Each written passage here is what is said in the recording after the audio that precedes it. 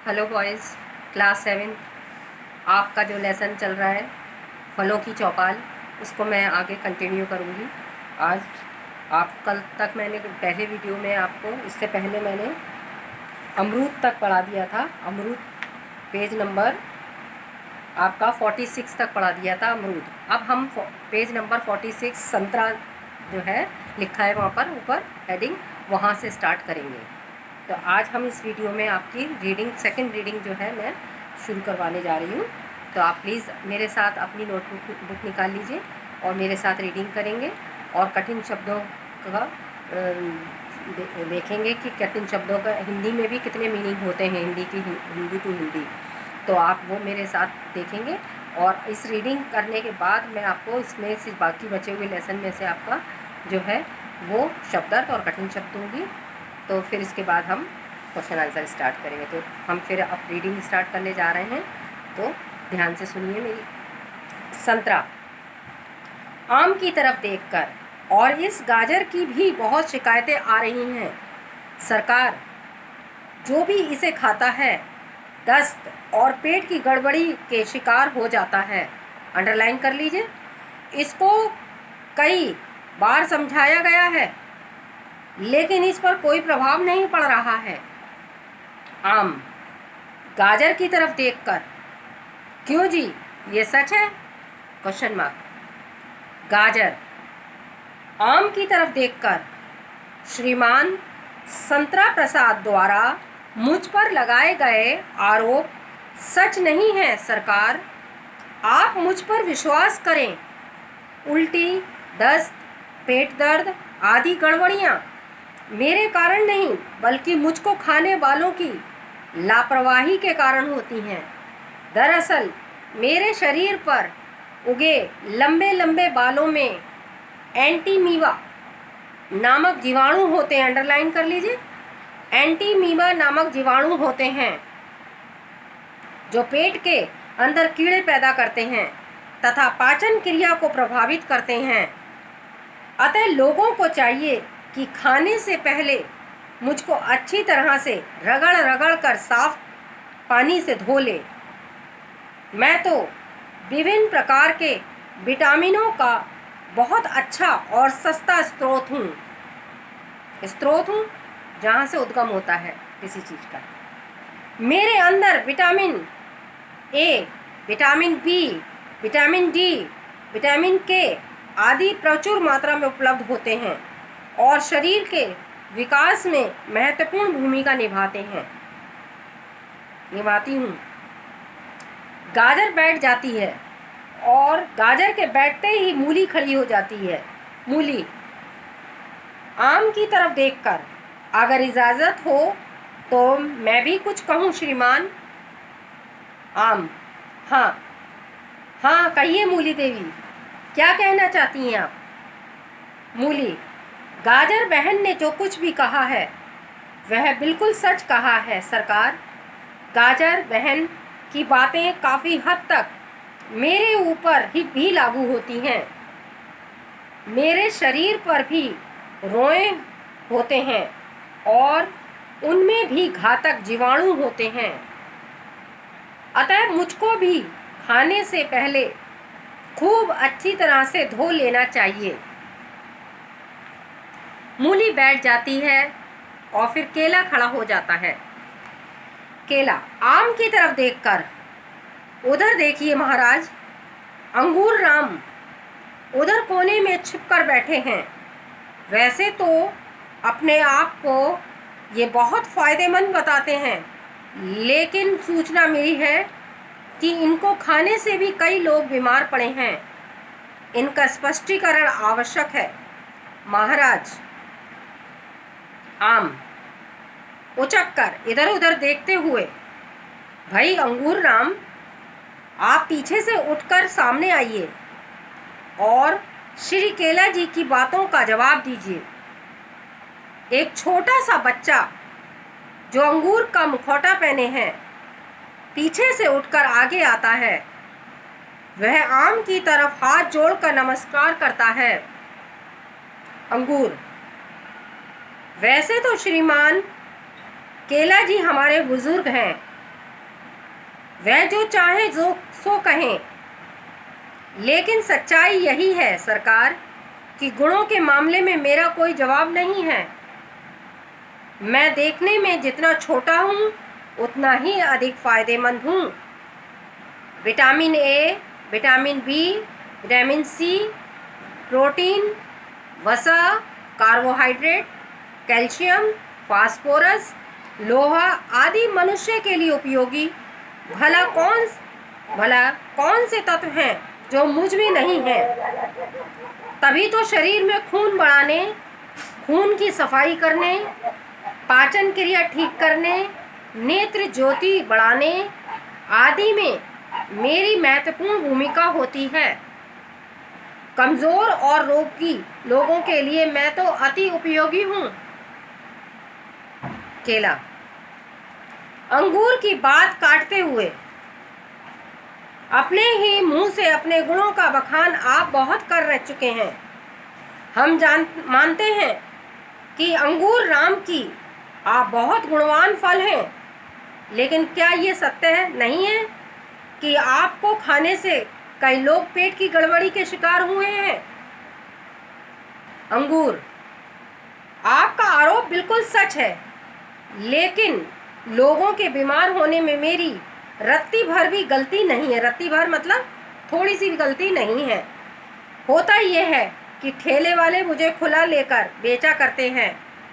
मेरे ऊपर तमाम धूल और गंदगी पड़ती रहती है तथा मक्खियाँ भिनभिनाती रहती हैं, लेकिन मुझको खरीदने वाले इतना भी कष्ट नहीं करते कि खाने से पहले ठीक से धो लें। बस खरीदा और फटाफट खाने लगे। ऐसे में अगर वे बीमार पड़ते हैं तो फिर मेरा क्या दोष। एक दूसरी बात भी है, मुझको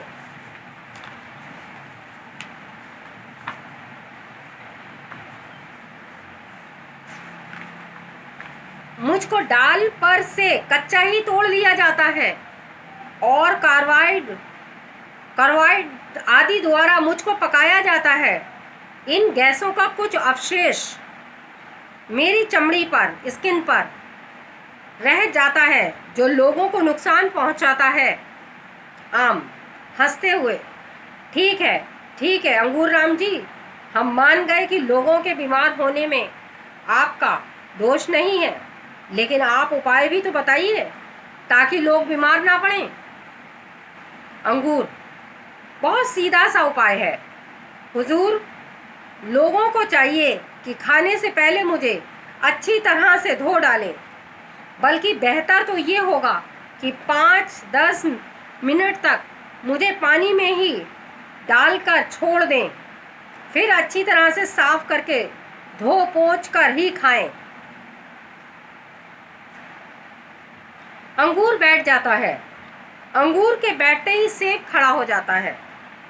सेब, आम की तरफ देखकर हम सभी फलों की स्थिति लगभग एक जैसी ही है महाराज।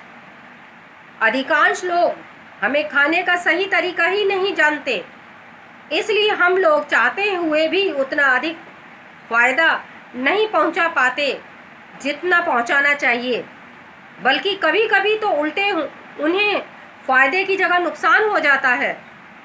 उदाहरण के लिए मुझको ही ले लीजिए।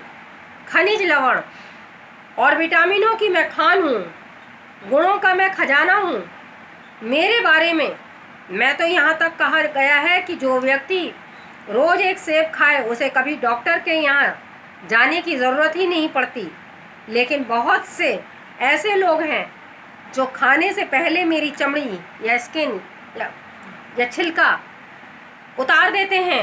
मेरे छिलके के ठीक नीचे विटामिन सी और विटामिन ए होता है जो छिलका उतारने पर नष्ट हो जाता है। लोगों को चाहिए कि मुझको छिलके सहित खाएं। सब बैठ जाते हैं। आम, आप बिल्कुल ठीक कह रहे हैं सेब जी। आप सबकी बातों से ये निष्कर्ष निकलता है कि लोगों को चाहिए कि खाने से पहले फलों को अच्छी तरह से धो लें। कुछ फलों की तासीर गर्म होती है और जैसे मैं खुद हूँ, खुद हूँ मतलब आम अपने लिए कह रहा है। अतः लोगों को चाहिए कि खाने से पहले हमें कुछ देर तक पानी में ही भिगोकर रखें। तीसरी बात यह है कि कुछ फलों जैसे अमरूद, नाशपाती, सेब आदि को उनके छिलके सहित खाना चाहिए, जिन छिलके उतारने से फलों के पौष्टिक तत्व नष्ट हो जाते हैं। अच्छा भाइयों, सभी का बहुत बहुत धन्यवाद। अब सभा समाप्त की जाती है। यहीं पर आपका लेसन भी समाप्त होता है। इस लेसन से हमें यही शिक्षा मिलती है कि जो फलों ने अपनी बैठक बुलाई थी और फलों की चौपाल जो लगी थी, तो उन्होंने ये निष्कर्ष निकाला कि लोगों को फलों को खाना ही नहीं आता है। पहले फलों को अच्छी तरह से धो लेना चाहिए, साफ़ कर लेना चाहिए, तभी हमें खाना चाहिए। और किस मौसम का मौसमी फल खाने चाहिए आप लोगों को, और कैसे किस फल को किस प्रकार से खाया जाता है उसे उसी प्रकार से खाना चाहिए।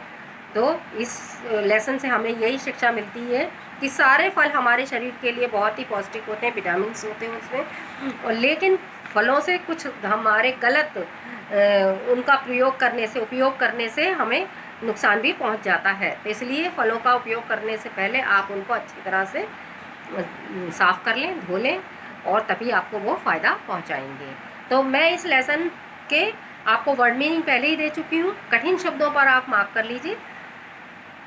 जहाँ से हम लोगों ने आज लेसन स्टार्ट किया था, पेज नंबर 46 से 17 से, तो आप कठिन शब्दों पर मार्क कर लीजिए, और ये आप अपनी कॉपी में, लिटरेचर की कॉपी में करेंगे। इसके बाद आपका ये लेसन पूरा मैंने रीडिंग कर दिया है। आप बैठ के घर में रीडिंग करेंगे, पढ़ेंगे, और कठिन शब्द और शब्दार्थ करेंगे। उसके बाद ही हम क्वेश्चन आंसर स्टार्ट करेंगे। तो आप मार्क कर लीजिए। आप शिकायतें, कठिन शब्दों पर निशान लगा लीजिए। शिकायतें, गड़बड़ी, आरोप, उल्टी, दस्त, गड़बड़ियाँ, लापरवाही, दरअसल, एंटीमीवा, जीवाणु, पाचन क्रिया प्रभावित, रगड़ रगड़ कर, रगड़ रगड़,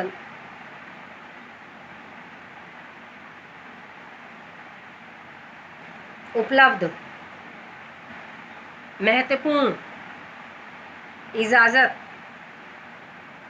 बिल्कुल,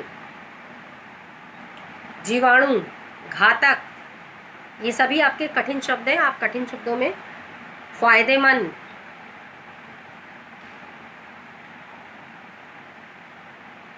उचक्कर,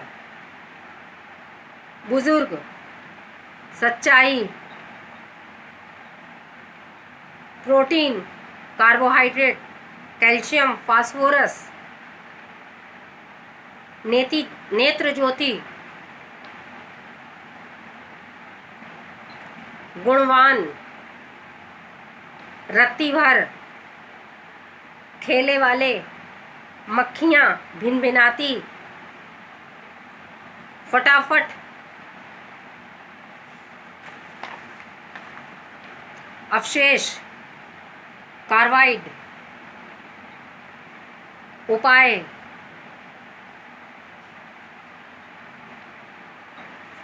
अधिकांश, फायदा, चमड़ी, छिलका, निष्कर्ष, पौष्टिक, नाशपाती,